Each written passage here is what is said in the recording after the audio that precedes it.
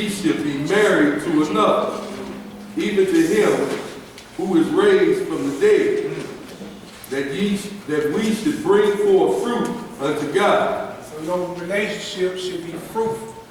All that should be good.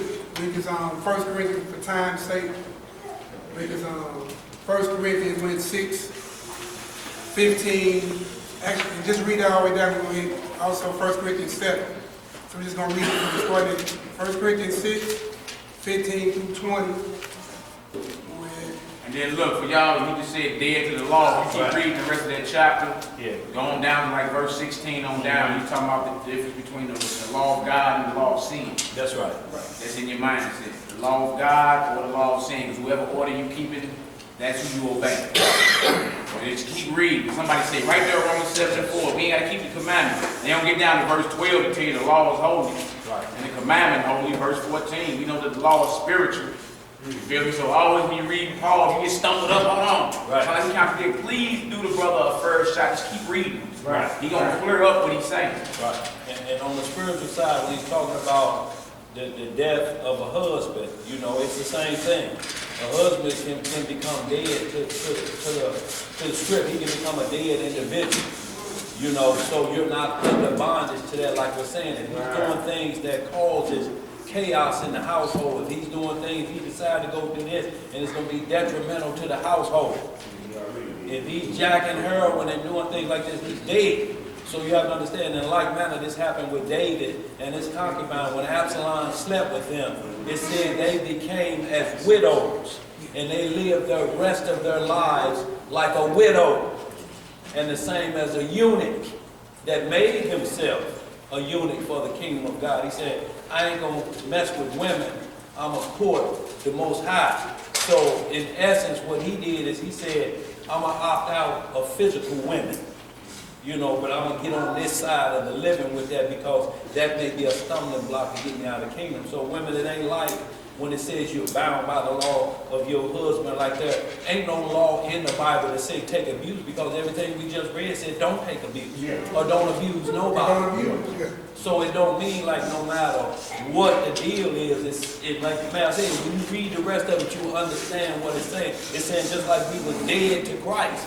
It's an understanding that if he's not understanding, and it's like that, and like I said, when you get that 1 Corinthians 7, it's going to clear it up even more about being under the law. As long as he's alive, and when you're in Christ and when you're keeping the commandments, you are alive.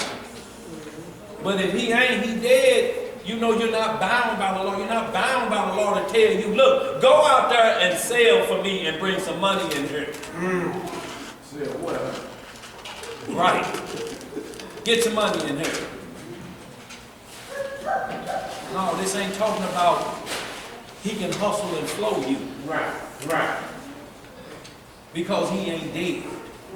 He can wander off and abandon you and never show back up for the next 20 years, leave you with them shards. But yet you think they're still saying like this. Every law that say after a certain amount of time, he's counted as dead if he don't show. So y'all, we want to be wise in this and not just think because the Most High say, hey, I'm not here. I come to make marriage peaceful for you. It shouldn't be a point that you hate it like that. Right. Let's get it. 1 Corinthians. 1 Corinthians chapter 6, verse 15.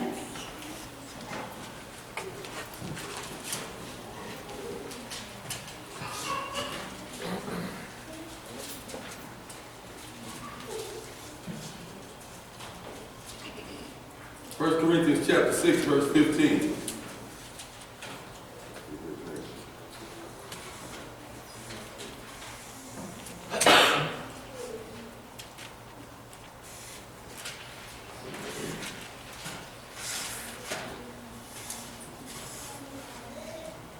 Everybody there? Get it done. Chapter 6, verse 15. 15. Know ye not that your bodies are the members of Christ? You understand that?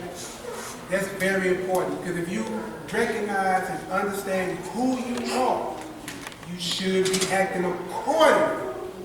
If you claim to be, or you understand who you are according to the script, you see what I'm saying? If you are a member of Christ's body, why would you be a perverted member of that body? That's how I call it to your understanding. You are a member of Christ.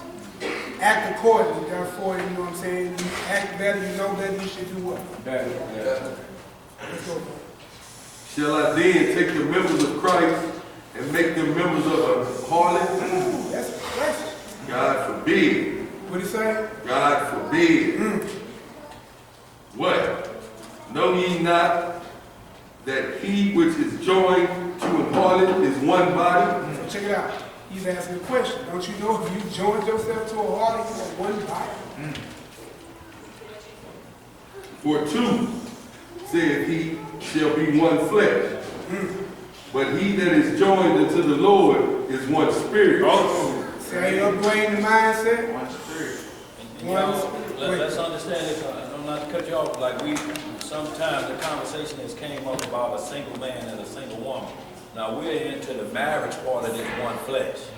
A single man and a single woman that has made an agreement not to marry and do these things. There's no sacrifice for that. It'll bring a man to a price of bread, and it's going to create a lot of problems because philandry could come involved with that.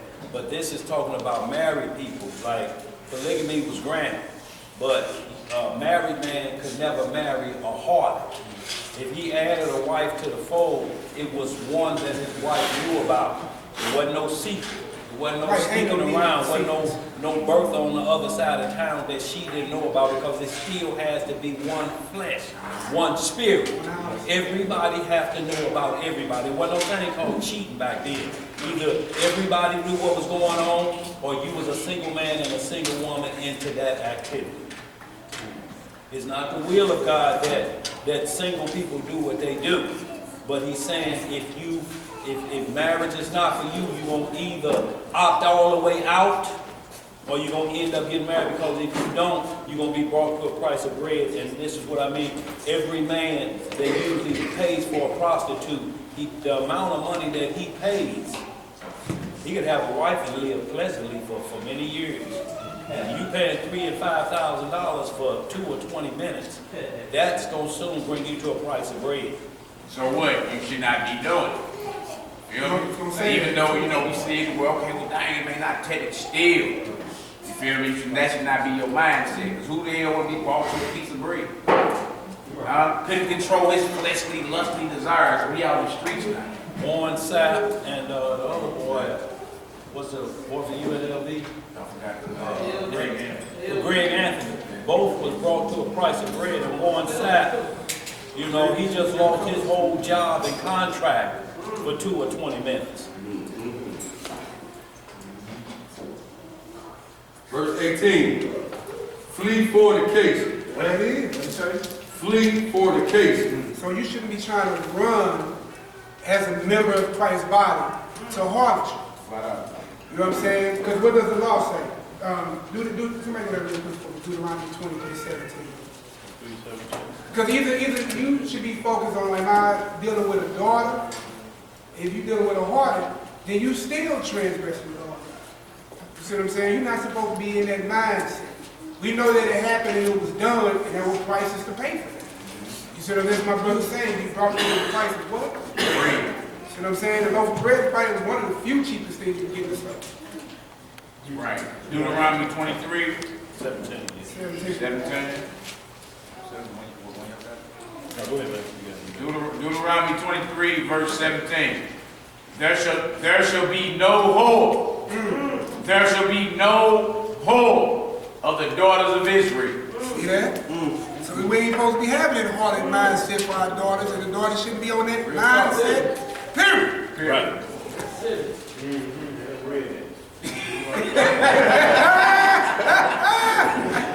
All praises, bro. That was good. That was good. Deuteronomy 23, 17. There shall be no whore. There shall be no whore of the daughters of Israel, nor a sodomite of the sons of Israel. Thou shalt not bring the hire of a whore, or the price of a dog, into the house of the Lord thy God for any vow. For even both these are abomination. They are what? Abomination. You want to put that abomination? Get your nation bomb. Right. Abomination unto Yahweh thy God. And you see, this was about, and if we back it up a little bit, it was mainly for the temple priests. Or like today, most people look at pastors, they kind of identify with their children or their daughter. They kind of up the ante on them. And her daddy is a preacher, and she doing this. So you may see movies, The Preacher's Daughter.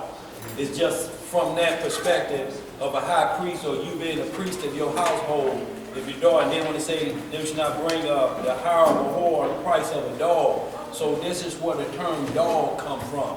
He's a dog. You know, he's a male whore, so to speak. And they say you can't bring that price into that. If you're making money off of her, don't bring that and put that in the collection box. It was Bigelow. Right. You know, so you can't do those type things. You can't have that as a profession and pay tithes with it. It's almost like a drug dealer selling heroin 363 days and then they give out turkeys on Thanksgiving. And then soon as the next day after that, he go right back to selling heroin again. Is that good for one day that you change your whole thought process? He's killing, but now one day he gives life, so to speak, let everybody eat, and then he go right back to the killing again. Ezekiel 18 said, "If a righteous man turns from his righteousness and do that which is wicked, he shall die." That's right. Vice versa, if a wicked man turns from his wickedness and do that which is lawful and right, he shall live. So we both have this mindset. What I'm trying to get was see, hopefully we see by this time, is that your mindset should be keeping your house together, honoring your wife, staying in y'all lanes, no abuse, love, all that stuff. Fleeing fornication. Read that 18 again. 1 Corinthians 6, verse 18. We ain't got long, y'all. Flee fornication. Every sin that a man doeth is without the body. You understand what that means? As a man thinketh, So is he. so is he. So your sin starts up here. That's why Christ tried to upgrade it. You know what I'm saying? If you look upon a woman, it's the same, you know what I'm saying? And lust after her, you already committed adultery. Why? Because the sin starts here, and then once it's inside, it manifests outside. We just read that about dealing with the pearl and everything. You're supposed to have a double portion, I'm going to put it on the inside. Right. Always have your righteous mind on it. It'll deal well with your home, your family, your community, and the world as a whole. Because we were originally supposed to be a light unto the nation. Right, exactly. Above. So we need to put our lights back on. That's right. Let's go, bro. But he that committeth fornication sinneth against his own body. Wow. So you running outside with this mindset to commit fornication. You sinning against your whole body. And remember, who members are you a part of? Right. Wow. Why would you do that? Why would you be committing crimes against Christ's body? Come on, man. Right. Makes sense. See what I'm saying? So when we get our mindset back right, man, we pretty much back in order. That's the whole job, is to work back toward that perfection so we can get back to the beginning, back to that God. See what I'm saying? Go ahead, bro. What? Know ye not that your body is the temple of the Holy Ghost, which is in you, which ye have of Yah, and ye are not your own. Ye are not your what? Own. So listen, we already know spiritually understand now we the temples, right? The same thing that happened with the temples physically, dealt with the abominations, the same things you do with your temple, spiritually. That's right. You eat pork, pork was not allowed in the temple. That's right. You eat blood, blood wasn't allowed, especially if other animal blood like that. Pork, you know what I'm saying, on the altar. That's right. You see what I'm saying? Same thing about fleeing fornication. You're not supposed to deal with prostitution, fornication, all that in the temple, right? So now, spiritually understanding you are the temple, you're not supposed to be doing that with your temple. Your body was not to be meant to be like that, bro. That's why diseases in the so-called black community is higher than any other community. You see what I'm saying? But we the minority. But we the minority. You see what I'm saying? Too much wickedness, man. Let's get back to the right mind, man. Oh, go ahead, bring the precept up. And y'all write this down, Proverbs chapter 6. Proverbs chapter 6, verses 23 through 29. Proverbs chapter 6, verse 23 through 29. For the commandment is a lamp, and the law is light, and reproofs of instruction are the way to life. This is why, to keep thee from the evil woman, from the flattery of the tongue of a strange woman. Lust not after her beauty. Do what? Lust not after her beauty in thine heart. See, we just read that, man. You should be Word inside in thine heart. in that heart. Should be inside. Listen, man. We don't like to admit it, but I'm telling you, listen, that outer cup is going to grow old. You ain't going to be that same fire-looking, cute mofo that you was when you was young. You see what I'm saying? So what are you really in love with? Are you in love with a God-fearing woman, or are you dealing with a God-fearing man, and y'all dwelling in a God-fearing home? That's what's going to last forever. That's what you're supposed to be building on. Not how many notches you can get in your belt, and that's at both ends. See what I'm saying? Junior high mindset. Yeah. Right. Verse 25. Lust not after her beauty in thine heart. Dang. Right. She's bad, dog. In your heart, already up here. That's why he was saying, like Christ said, if you think it, you already committed it in your mind. Already. Neither let her take thee with her eyelids. For by means of a whorish woman, a man is brought to a piece of bread, and the adulteress will hunt for the precious life. Can a man take fire in his bosom, and his clothes not be burned? Can one go upon hot coals, and his feet not be burned? So he that goeth in to his neighbor's wife, whosoever toucheth her, shall not be innocent. Go to 32 and 35. Verse 32. But whoso committeth adultery with a woman lacketh understanding. He that doeth it destroyeth his own soul. A wound and dishonor shall he get, and his reproach shall not be wiped away. For jealousy is the rage of a man. Therefore he will not spare the day of vengeance. He will not regard any ransom, neither will he rest content, though thou givest many gifts. That's it, Bonnie. That's it. Back to the Corinthians. 1 Corinthians chapter 6, verse 20. For ye are bought with a price. Therefore glorify God in your body. So you're supposed to be using your body to glorify God. You can't glorify God misusing your body. That's right. So you understand what I'm saying? You can't get too cornered, kids. Right. Your mindset should not be out here jumping around. Stay away from the whores. You see what I'm saying? And don't make whores, men, out of the daughters of Israel. You see what I'm saying? Because you bring all kind of wickedness into the land. And I don't think we're going to get to it. I got maybe next one to come back and trouble. When you start looking at it, man, listen. When you see most of these sexual immoral sins there, the land is defiled because of it. You can see it with Sodom and Gomorrah just as one of them. The land is defiled. The land is defiled. You see what I'm saying? Because everybody walk around with a different mindset when they chasing what they chase. You know what I'm talking about? Right? Go ahead, Tom. You know what I'm talking about. You know what I'm talking about. Therefore glorify God in your body and in your spirit, which are God. Flat out. Flat out. See how y'all always they move from body and flesh to body and spirit. Yeah. See, you got to get past the flesh part of being one flesh. It has to be one spirit, and that's going to show the graduation. That, y'all think a lot, y'all move a lot, y'all act alike, so can't no infiltrator get in between that. No matter what the deal is. That's why Proverbs 31 is saying, her husband is known in the streets. Wherever she go, they know that's Luther's woman.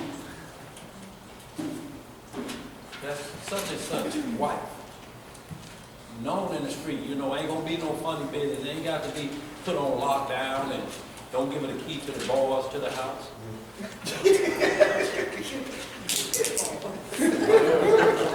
Lock up in there till you get back. I don't think that gonna last. That's why as long as her husband is alive, you keep the commandments, you are alive. You don't keep them, you dead. You can't stay with a dead person. You can't live with decomposed flesh because that's what's going to happen to you. You either pray that it comes back to life, is resurrected, or it's what it is. It's dead, and you have to opt out. But the script say, we want to make sure you ain't playing games. Stay single for a while then. So we'll know that your husband was dead and you didn't kill him. You didn't kill him. We had Bonnie. We in 1 Corinthians, we'll start at 7, 1 through 17. Let's continue on over time. Next chapter, we'll just keep it reading. Okay. 1 Corinthians chapter 7, verse 1. Now concerning the things whereof he wrote unto me, it is good for a man not to touch a woman. Nevertheless, to avoid fornication. Here. This should be your mindset, avoiding fornication.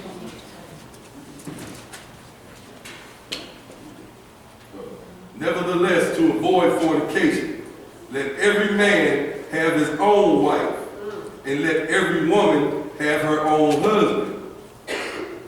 Let the husband render unto the wife due benevolence, and likewise also the wife unto the husband. The wife has not power of her own body, but the husband. See what it is? It's just the authority. We were just talking about earlier, it's all about that, man. We get the authority when you holler at the woman's father. The father gives you permission. It's a transfer of authority. Right. You see what I'm saying? And so we understand it's that same hierarchy. Listen, like my brother said, you can go to work and obey all these things these heathens say. You see what I'm saying? Heathens just mean the other nations that they were offended. You see what I'm saying? But you can't obey your husband, who you claim you love with all your heart, mind, and soul. And vice versa. That's both ways. Go ahead, bro. Go to verse 3 again. Verse 3. Let the husband render unto the wife due benevolence, and likewise also the wife unto the husband. The wife hath not power over her own body, but the husband. And likewise also the husband hath not power over his own body, but the wife. See what I'm saying? One flesh, one mind, one spirit. That's right. Defraud ye not one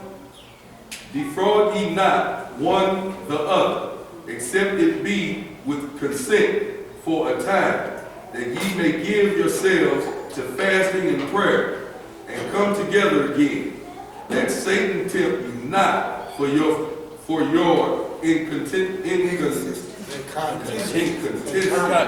Yeah. Say it again, bro. Incontinency. And that's your lack of control of self-will. Right. Self-control. Right. You know, if it comes down to that, just hold back for a time. Don't, defraud yourself like that, you not one another. We have this argument about this, and it's about this, Don't let this for the lack of your, say a word again. Incontinency. Right. Because Satan, look y'all, this is when Satan gets in when there's arguments. This is his prime opportunity to strike. Yeah. Tell him when you did that, right when the argument is in. Tell her about it. That's Satan right there. Because he wants it to explode. And everybody saying, did you hear about such and such? Them, they done broke up. What? Then the rumors start flying. Say he was singing at the club buying drinks for her. Say she was at the market.